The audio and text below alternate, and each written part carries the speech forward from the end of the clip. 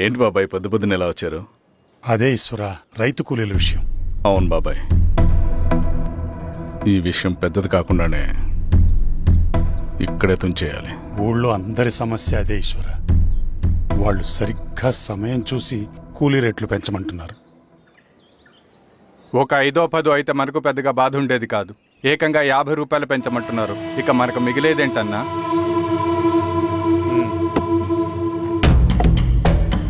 చెరువులోకి నీళ్ళొచ్చేసరికి జలగలకి బలం పెరుగుతుందంట. ఆ అన్నల అండ చూసుకుని కూలీ నా కొడుకులు రెచ్చిపోతున్నారు. అలా కొనసాగడానికి వీల్లేదు. ఓ గంటకి మీరందరూ పోలీస్ స్టేషన్కి రండి. అక్కడ మాట్లాడి ఏం చెయ్యాలో ఒక నిర్ణయానికి వద్దాం. అలాగే పద.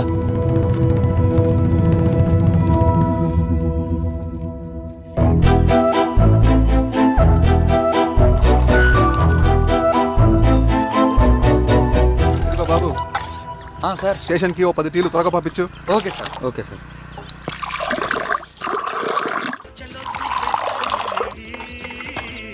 రెడ్డి గారు, బయట ఊరు నుంచి కూలీ వాళ్ళని తీసుకొస్తే ఇక్కడ ఊరోళ్ళు ఊరుకుంటారా? గొడవలకు వస్తారండి. నాకు లా అండ్ ఆర్డర్ ఇష్యూ అవుతుంది. వాళ్ళు గొడవకు దిగితే మేమన్నా వాచమలమా? ఏం చేయాలో మాకు తెలుసు. చుండూరు, కారంచెడు, పదిరికుప్పం, నీరుకొండల్లో ఏం జరిగిందో ఈ ఊర్లో కూడా అదే జరుగుతుంది. మీరు ఇలా ఆవేశపడితే ఎలా రెడ్డి గారు? మీరైనా చెప్పండి ఈశ్వర్ రెడ్డి గారు.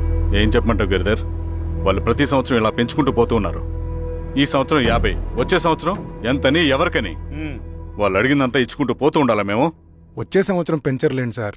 సరే, అలాగని వాళ్ళని రాసిమ్మని చెప్పండి, అప్పుడు చూద్దాం. వీరస్వామి, ఆ నరసింహ గారిని పిలువు. సార్, నరసింహ గారు సార్ పిలుస్తున్నారు. నమస్తే సార్. నమస్తే, కూర్చోండి. Sir tea. నమస్కారం. నమస్తే సార్. టీ అందరికీ ఇవ్వు. చూడండి నరసింహ గారు, మీరు అడిగింది ఇవ్వటానికి వాళ్ళు సిద్ధంగా ఉన్నారు. కానీ వచ్చే సంవత్సరం మీరు కూలీల రేటు పెంచబోమని హామీ ఇవ్వాలి. వచ్చే సంవత్సరం మిగిలిన వస్తువుల ధరలు పెరగవని మీరు హామీ ఇవ్వండి, అలాగే మేము ఇస్తాం. మేము అడిగింది మీ చేతిలో ఉంది, మీరు అడిగింది మాత్రం మా చేతిలో లేదు. వాళ్ళ చేతిలో ఉంది సార్, అంతా అన్నల చేతిలో ఉంది. సార్, వాళ్ళెవరో మాకు తెలియదు. మేమెవరి చేతుల్లో కీలువమనం కాదు. ఇది మా రైతు కూలీలందరం కలిసి సమిష్టిగా తీసుకున్న నిర్ణయం. చిన్న చిన్న అవసరాలకు అప్పులు తీసుకున్న పాపానికి మా భూముల్ని బలవంతంగా గుంజుకుని మా పొలాల్లో మమ్మల్నే కూలీలుగా మార్చారు వీళ్ళు. భూమి మాది, పని చేసేది మేము, పండించేది కూడా మేమే. అవన్నీ మీ పార్టీ మీటింగ్ లో చెప్పుకోండి, వింటారు. కూలీ డబ్బులు ఇవ్వడం దయాధర్మం కాదు, మీకు తోచినంత ఇవ్వడానికి అది మా హక్కు. మేము అడిగింది న్యాయబద్ధంగా ఇవ్వకపోతే మీ పొలాల్లో ఒక గింజ కూడా రాలదు. పండిన పంటనంతా కాకులకి గద్దలకి వేసుకోవాల్సి వస్తుంది. ఇక దీని మీద చర్చ అనవసరం. వస్తాం. నరసింహ గారు కొంచెం ఆగండి సార్. మీరైనా కొంచెం చెప్పండి సార్. కొవ్వెక్కిన ఎండ్రకాయ కన్నంలో ఇరుక్కుందంట. దాన్ని బయటికి ఎలా తీయాలో, కోసి కూర ఎలా వండుకోవాలో మాకు బాగా తెలుసు. అరే పదండి బాబాయ్.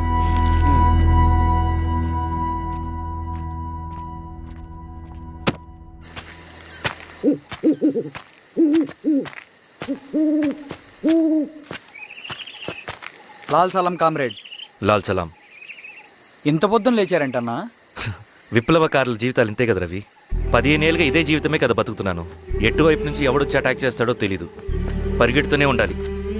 ఈ అడవిలో కడుపు నిండా తిండి, కంటి నిండా నిద్ర కూడా ఉండదు. ఒక్కొక్కసారి తాగడానికి చుక్క నీరు కూడా దొరకదు. 2 పుస్తకాలు, ఒక కిట్ బ్యాగ్, అందులో 2 జతలు, ఒకటి ఒంటి మీద, ఇంకోటి దండం మీద. ఇవే మనకున్న ఆస్తి. ఒకసారి ఇవి కూడా ఉండవు. బార్డర్లో సైనికుడు లాంటి వాడే, అడవిలో విప్లవకారుడు కూడా. ఇదంతా జనం కోసం, వాళ్ళ బతుకుల్లో వెలుగు కోసం. సరే, ఏం సమాచారం? కూలీ రేట్లు పెంచే విషయంలో భూస్వాములు చాలా పట్టుదలగా ఉన్నారన్నా. కానీ మన నరసింహ నన్ను ఒప్పుకోలేదు. మీటింగ్ అయ్యాక వెళ్తూ కోపంగా ఏదో మాట్లాడారన్నా. నాకెందుకు అనుమానంగా ఉంది. కీడు తలపెడితే ఎక్కువ నష్టం వాళ్ళకే రవి. కానీ మధ్యలో రైతు కూలీల పరిస్థితి ఏమైపోతుందని ఆందోళనగా ఉందన్నా. చదరంగంలో నిలబడ్డాక చావుకి వెరవకూడదు రవి. ఇన్నాళ్ళు వాళ్ళు ఇచ్చిన పావలాకి 10 పైసలకి కూలి చేశారు. వాళ్ళ జీవితాలు బాగుపడాలంటే మనమెత్తిన పిడికిని దించకూడదు. సరే అన్నా. స్వామి, ఎలా ఉన్నారు ఊళ్ళో అందరూ? అందరూ బాగున్నారమ్మా. కోతలు కొయ్యలేదేంటి? ఊళ్ళో కూల్ రేట్ల కోసం గొడవ నడుస్తూనే ఉందమ్మా.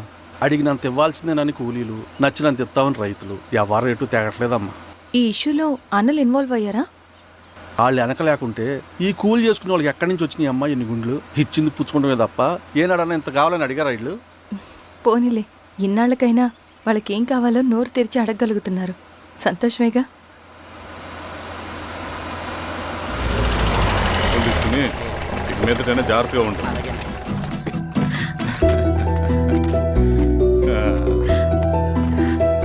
బాగున్నావమ్మా? బాగున్నానన్నయ్య, నువ్వెలా ఉన్నావు? బాగున్నాను. రా లోపలికి వెళ్దాం. రా కూర్చో. సో ప్రయాణం అంతా బాగానే జరిగింది కదా? నీ ఫేవరెట్ నెత్తిపూరి.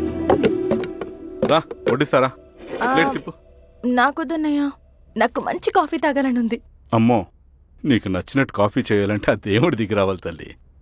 ఏంటో అన్నయ్య, మంచి కాఫీ తాగకపోతే ఇక ఆ రోజంతా అదోలా ఉంటుంది నాకు. రేయ్ సామే, అర్థమైంది. శిరీష్ అమ్మకి మంచి కాఫీ కావాలి, అంతేగా. నేను వెళ్ళి పట్టుకొచ్చేస్తా. ఎక్కడికి స్వామి? మన ఊళ్ళో మెగాస్టార్ హోటల్ ఉందమ్మా, అందులో కాఫీ చాలా బాగుంటుంది. నేను వెళ్ళి పట్టుకొచ్చేస్తా. స్వామి, అమ్మా కాఫీ అంటే అక్కడికే వెళ్ళి వేడి వేడిగా తాగాలి. నేను వస్తాను పద. అవునమ్మా, అక్కడ నేను కూడా తాగాను, చాలా బాగుంటుంది. వెళ్ళు. థ్యాంక్ యూ అన్నయ్య. ఆడుతూ పాడుతూ పని చేస్తాం.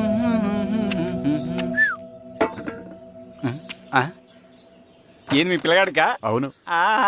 ఒకసారి పెట్టుకొని చూస్తా. పెట్టుకో.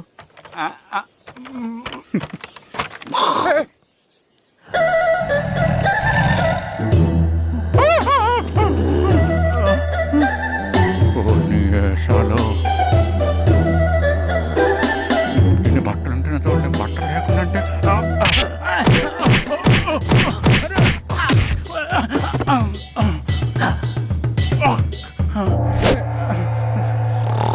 చంపేస్తా అన్న, నీకు దండ పెడతా.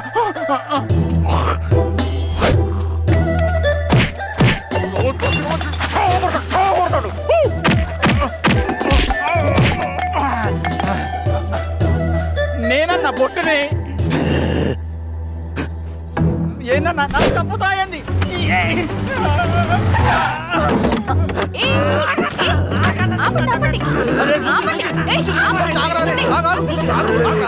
మాట్లాడి దొంగ సినిమా చూసాడమ్మా.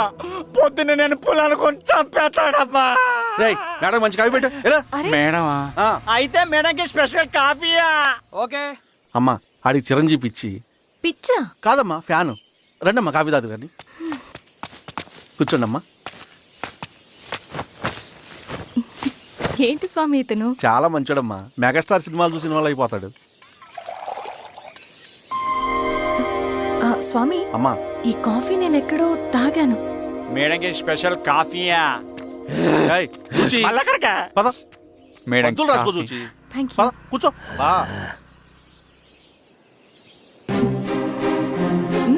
కాఫీ బాగుంది.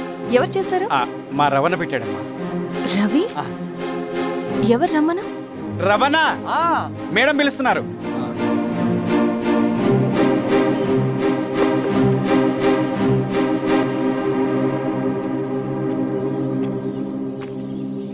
ఇతనే రవణ. శిరీష, మీరా? రవి, నువ్వేంటి ఇక్కడ? కాఫీ బాగుందా? చాలా. అది కాదు రవి, నువ్వు ఇక్కడ. ఈ హోటల్ మనోల్దే. మన ఫ్రెండ్స్ అందరు బాగున్నారా? చాలా బాగున్నారు. అవును, మీరేంటి? ఏమైంది అన్నా? ఏమైందన్నా? అన్నా, స్వామి త్వరగా కారుతా. జాగ్రత్త. అన్నా త్వరగా పట్టి తీయనా? త్వరగా పోనీ. పలా.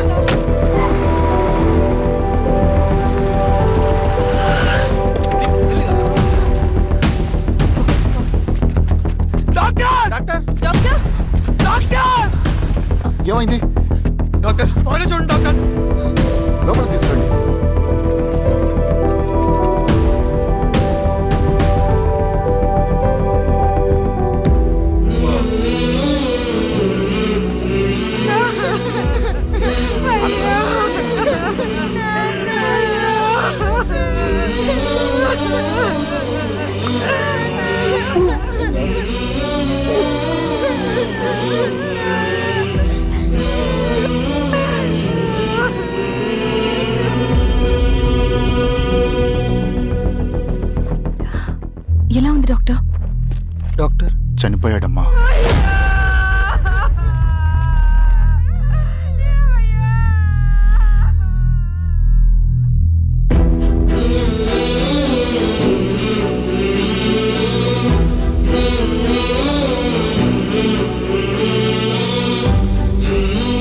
పేపర్స్ ఏంటి రవి?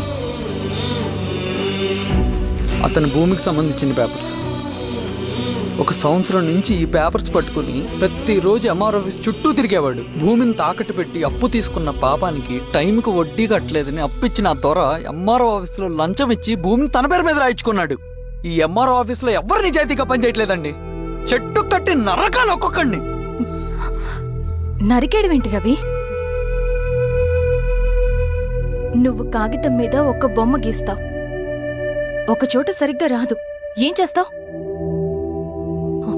ఎరేజర్తో సరిచేస్తావా, లేకుంటే ఆ పేపర్ని చింపేస్తావా? మరి మనుషుల విషయంలో ఎందుకు రాదు ఆ ఆలోచన? తప్పు చేసిన ప్రతి ఒక్కరిని నరుక్కుంటూ పోతే చివరికి మిగిలేది మనుషులు కాదు, శవాలు.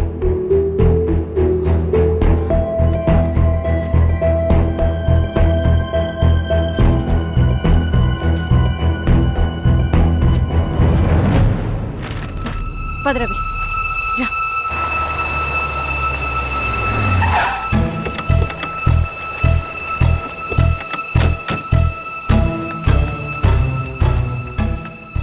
పానుకోటి నర్సరీ ల్యాండ్ ఎవరు చూస్తున్నారు? మీరెవరు? ఇదిగోండి అప్లికేషన్. ఇది డిస్ప్యూట్ ల్యాండ్, ఎవడేం చేయలేడు. నీ నిర్లక్ష్యం, నీ లెక్కలేనితనం వల్ల ఒక నిండు ప్రాణం పోయింది. ఒక కుటుంబమే రోడ్డు మీద పడింది తెలుసా? ఏంటో మా గొడవ?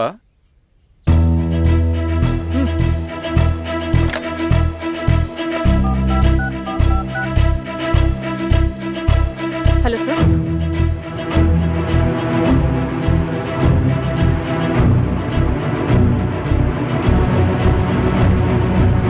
Okay sir. You are dismissed. Pion! నేను ఒక పేపర్ ఇస్తాను, అది కలెక్టర్ గారికి ఫ్యాక్స్ చేయి. అలాగే మేడం. ఎవరమ్మా మీరు? ఈ ఊరికి కొత్తగా వచ్చిన ఎంఆర్ఓ.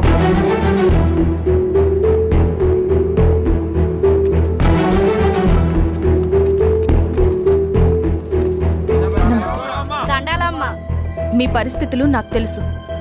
పని చేస్తేనే మీకు పూట గడుస్తుంది. పనులు మానుకుని మీరు ఈ ఆఫీస్ చుట్టూ తిరగాల్సిన అవసరం లేదు. మరి ఎట్టాగమ్మా? నేనే మీ ఊరొస్తాను. ఆ రోజు అరగంట వీలు చూసుకుంటే చాలు, మీ పని పూర్తయిపోతుంది. దండాలమ్మా.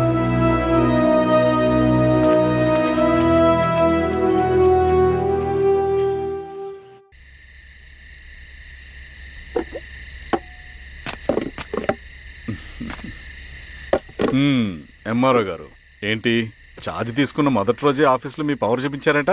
అన్నయ్య, నువ్వు సస్పెండ్ చేసిన వ్యక్తి నా దగ్గరికి వచ్చాడమ్మా. పాపం కన్నీళ్లు పెట్టుకున్నాడు. అతడి వల్ల నష్టపోయిన ఒక వ్యక్తి నా కళ్ళ ముందు చనిపోయాడన్నయ్య. కన్నీళ్లు ఎన్నిసార్లు తుడుచుకున్నా పోతాయి, కానీ వీళ్ల నిర్లక్ష్యంతో పేదవాళ్ల ప్రాణాలే పోతున్నాయి. అన్నయ్య, మన ఊరి సమస్య పేదరికం కాదు, నక్సలిజం. నాలాంటి ప్రభుత్వ ఉద్యోగులు వాళ్ల డ్యూటీలు సక్రమంగా చేయకపోవడం వల్ల విసిగిపోయిన జనం అడవిలో వాళ్ల హెల్ప్ తీసుకుంటున్నారు. ఒక వ్యవస్థ ఇక్కడ సరిగ్గా పనిచేయనందుకే మరో వ్యవస్థ అక్కడ పుట్టింది. అందుకే నా పన్నం చేయనివ్వండి. స్నానం చేసి రండి, భోజనం చేద్దాం.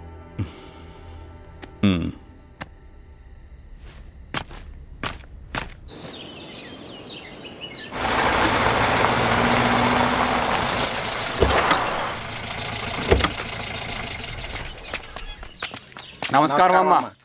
నమస్తే. ఇలా రండి. మీ ఊరు నుంచి కొందరు ఎంఆర్ఓ ఆఫీస్లో అప్లికేషన్స్ ఇచ్చారు. తను వాళ్ళ పేర్లు చెప్తారు, వాళ్ళని పిలవండి. అలాగే మేడం. వెళ్ళండి. Madam, coffee. నువ్వెప్పుడు వచ్చావు రవి? మీరు గంటకోసారి కాఫీ కావాలంటారు కదా, మాటి మాటికి వెళ్ళి రావడం ఎందుకని వచ్చేసా.